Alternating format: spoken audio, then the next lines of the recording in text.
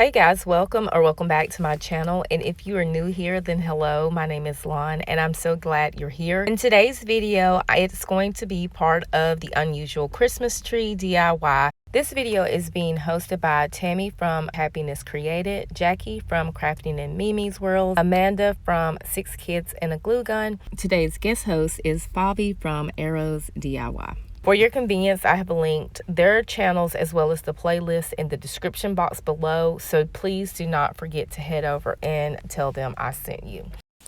So like I said in my video, this is an unusual Christmas tree challenge, and I had a friend who was so great to send me some inspirational Christmas trees, and this is one of the two. So basically in the magazine there was a Christmas tree made of seashells. This tree would be great for your beach lover or someone who lives at the beach. Now this is a little test glue that I put on this styrofoam to see if it would work, because I am using hot glue for this particular project and I wanted to make sure that the styrofoam would withstand the hot glue. It appears that it did, and you will later see that it does. Now if you choose to do this project, feel free to use whatever glue you like.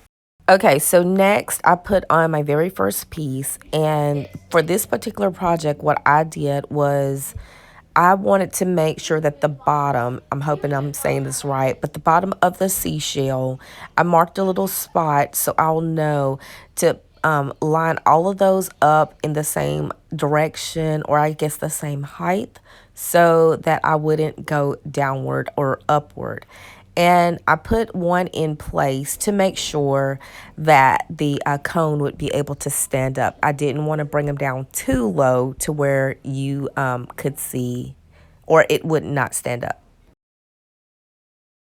And I'm just going to take and put a generous amount of hot glue, hoping that it does not melt the styrofoam. I think it will be okay, but again, I'm a little worried because I don't think my hot glue gun was all the way hot. Doesn't seem like it's given, so I think we'll be okay. Standing up, and it's pretty decent. All right, so I'm just gonna go all the way around. I think what I'm gonna do is follow the pattern of, I feel like I'm gonna have to overlap or something, because look, I got that little edge. Do something like that. Looks like it's gonna be a lot of, it's not gonna work. Okay, so it did end up working. What I had to do is I had to hold it in place until the glue was completely dry, and once I did that, it did work. So when you're doing this, if you choose to do this, be mindful of your hands, and because it does get rather warm the longer the glue gun is on. And putting those on there, I put one down and I'd hold it in place and move to the next as I worked my way around. You will see that here. So here I'm just holding that one in place with my thumb, and then as I keep going around, then I hold it too. I'm holding two, and so it just keep going around. I'm also using a bricklayer effect where I am overlapping the seam of the previous row so that it will not show any of the styrofoam. Now you will later see that I do run out. This was a 9-inch styrofoam cone, and I only had 1 pack of seashells. So I did run out. I don't know if it was the way I was laying them or placing them on the cone that made me run out, or if it's just a really large area I was trying to cover. So this was pretty much all I covered, and I only had a few shells left. I did not want to go back out. I just couldn't find any more shells, and I felt like it was going to be a challenge. They did have some at the Dollar Tree, but they were not the same color, and I didn't, or the same style for that matter.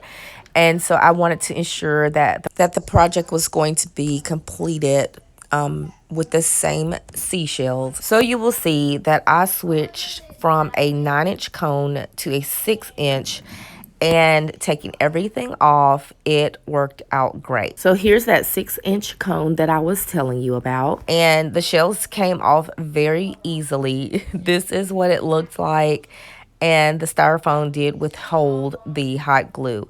So now we're starting back over with those same seashells on a smaller cone. So I feel like you guys pretty much get the the gist of how I applied the seashells. So I'm going to take this opportunity to talk a little bit about the playlist. So this is the this is the unusual Christmas tree open playlist, where we had to create 3 unusual Christmas trees, and I am sure that I have created these 3 unusual Christmas trees. I can't wait for you to see all 3. Don't forget to comment below which Christmas tree you like and tell me why. And a special thank you to the host and the guest host for today. Again, don't forget to check out their channels as well as the playlist, because it's going to be full of unusual Christmas trees. I know that I can't wait to watch that playlist as well.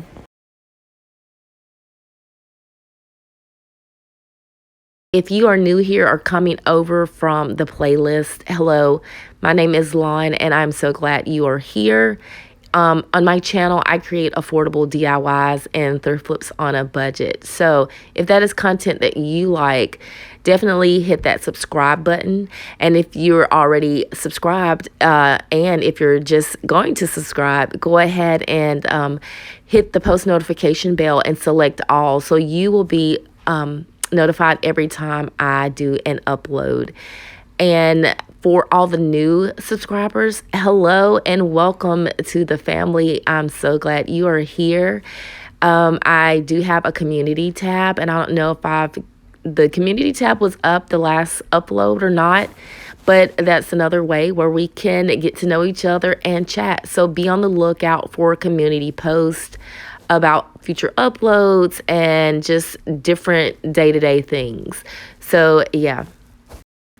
I also want to say that I did not run out of shells, thank the Lord.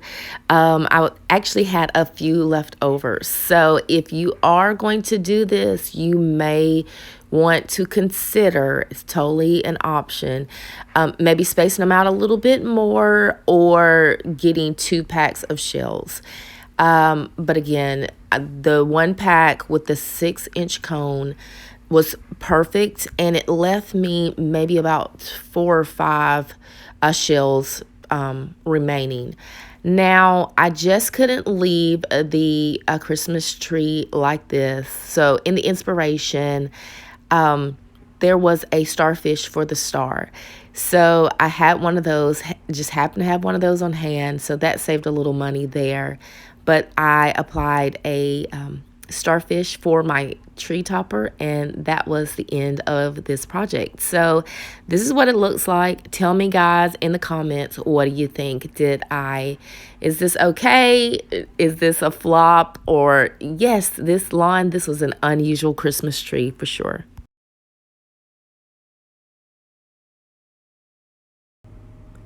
So do as I say and not as I do, because on the very first one, when I placed my very first row, I made sure that everything was even. And just in sheer excitement and trying to complete the project, I did not check to make sure that this one was even when I stood it up. It is leaning just a teeny bit, but again, you have to be so super close to see that, and I'm just getting the little glue strings off. But guys, it looks so cute, and I think a recipient of someone who loves the beach would absolutely love this for a Christmas present. Okay, so moving into DIY number 2, this is another inspiration. So my cousin and I were in a Hobby Lobby a couple of weeks ago, and we were looking for Christmas tree decorations, and I saw this really cute pink feather Christmas tree, and I was like, oh my gosh, this is so cute. And she says, oh my gosh, you can make that. And I was like, I totally can make this. So this is a smaller piece of cardboard. It's not the full size. And as you can see, it was giving me a little bit of a time rolling it up. I didn't realize it was that hard to roll up cardboard. I went around and cut this with my scissors and got it even. And then I went in with hot glue. And with these, so I got these feathers. Let's go back. So I picked these feathers up from Hobby Lobby. Just like the seashells, it was just one pack. So I was like, well, it's a pretty big pack. I feel like it's going to stretch. Yeah, it didn't. And it's probably more so me than it was the pack, because by the end of this project, I had feathers in my hair. I had feathers on my clothes. It was just feathery. And it did take a couple of days for me to actually contain everything and get them up off the floor in my craft room. Just be cautious with that. But I did use a finger protector and, you know, my Waverly chalk paint for my stability piece. But I just went around, and I think what happened, the reason why I ran out, is that I was putting them just a little too close. Here you can see that it looks super full on the bottom, and then I started having to stretch them out. And I mean, it turned out great, but I'm going to be full transparent. It is not finished in the back. So when Hobby Lobby gets more turquoise feathers, then I will complete the back. But right here is where I probably went wrong with that. So I went around the entire thing placing those, and I had some glitter that I picked up from Michael's, and I used some spray adhesive and sprinkled the glitter, and here it is. I love the way it turned out. Definitely cheaper than the price tag at Hobby Lobby. Paired it with this little deer that I picked up from the Dollar Tree. I put some Mod Podge on his antlers and his hooves and sprinkled the glitter. And this is how it turned out. Here is the unfinished backing. So just that tiny area right there. So I feel like had I spread them out a little bit better, that wouldn't have not been there. But overall in person, I know it's probably hard to see on the camera, but overall in person, I'm really impressed with it. And I love the color because blue is my color anyways. So I definitely will go back and be on the lookout for more feather projects if I do find another pack of feathers, because I will have plenty on hand. This is definitely a tree for an animal lover, and you could actually use a feather boa and personalize your color too. Okay, final DIY. DIY number 3. This is again from my friend. She saw in that same magazine with the seashells a succulent Christmas tree, and I thought this would be cute for someone who loves plants. So I'm going in with the 6-inch cone again, because I think it took me about 9 succulents. So I picked these up from the Dollar Tree, and I pulled off the little planter base that they came in, and I just stuck these into the styrofoam. I tried to stick with the bigger succulents on the bottom to cover more area, and some of the stems were not as sturdy to push through, so I used a little toothpick to kind of start a hole for the stems to go in. So I went around primarily the base. It was 4, so I did like 4 corners, if that makes sense. For the bigger succulents, I apologize, I do not know the name of them. And then I kind of filled in the gaps with these smaller succulents. And I ran across that little starburst one, and I thought that would be so cute for the topper for the succulent tree. Now, as I'm going around this again, I do not have a rhyme or reason. And in the back of my head, I'm going, man, another flop. You didn't get enough of your items to finish the project. These people are going to think you don't know how to measure out your projects. But I feel like I salvaged it. I went in with some Spanish moss that I had left over from another project. And I went in and put that through the gaps of the tree, and I think that really made it stand out a lot. So you guys will have to comment and let me know what you think. So again, going back, a very inexpensive way for someone who likes plants. Could you do this with real succulents? Probably. Am I the person to try it? No. Because that would be cool though if you can make a living Christmas tree out of succulents. But this is what it was looking like, and again I was like, oh my gosh, you got to pull this off because we're not going back to the store to pick up more succulents. And again, you'll see that in just a little bit, and just let me know what you guys think. So the top had already like some sort of indentation, and I just used my closed scissors there and twirled it around a couple of times and stuck the starburst in. Now, when I went to put the Spanish moss on, it looked really great and it stayed in place. But like I said, when I went to put the Spanish moss on, the tree topper fell off. So I was like, this is not good. If you're going to give this to someone, you don't want it to fall apart. So I do go back in and reinforce with some hot glue. And here I'm just looking at it going, what are you going to do to fill these holes? Because you can't move anything, because then it's just going to look bare. And that's when I thought of the Spanish moss, which was a great idea. And I'm so glad I thought of that, because I was either thinking about just pulling it out of the plate list, like this tree altogether, just pulling it out and doing something different. I thought about going back to the Dollar Tree, and I was like, well, you just have to buy 2 more, and is it worth the drive? So shout out to the thought for the Spanish moss.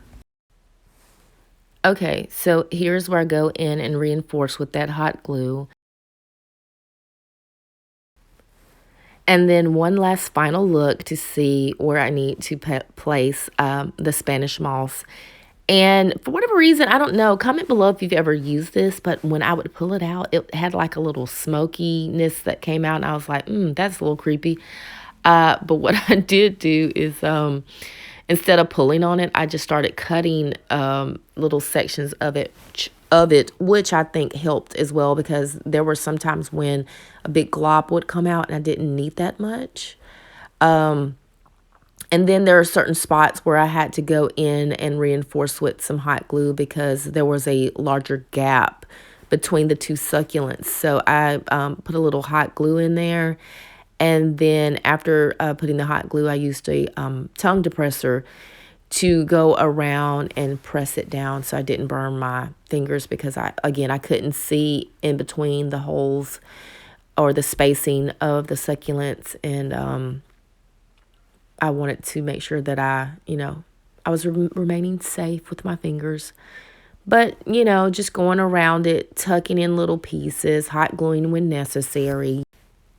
So comment below if you guys have already started decorating for Christmas. And how many trees do you have up in your house? I am thinking about decorating a 3rd tree. Every room in our house has a tree of some sort. It may just be a greenery piece. It may be a really cute little small tree. But for our home, we have 2 full decorated trees. We have one in our main living area, which is our bigger tree. And then I have a little 4-foot tree that's in my crafting area. And I just love Christmas. I love the meaning and the reason why we celebrate it. That is very important to my family and I. So I think that's why we go a little bit more into, I know it's not about the things, it's more about baby Jesus and his birth. But so comment below and let me know, how many trees do you have, or do you have your trees up, and how many do you have up? Have you started decorating yet? Do you have any trees up, and how many? This is how that tree turned out. I think it is so, so cute. And like I said, it would be great to give to someone who loves plants. Personally, I have some succulents that I've been growing about 2 years now, and I love them. They're just so carefree. They do not require a lot of maintenance. And Yeah, so I think it's cute, but comment below and let me know because I want to know what you guys think about this particular project. Don't forget to check out that playlist packed full of unusual Christmas tree inspiration. Special thanks to Tammy, Jackie, Amanda, and Favi for hosting today. And I will talk to you guys in the next one. Bye.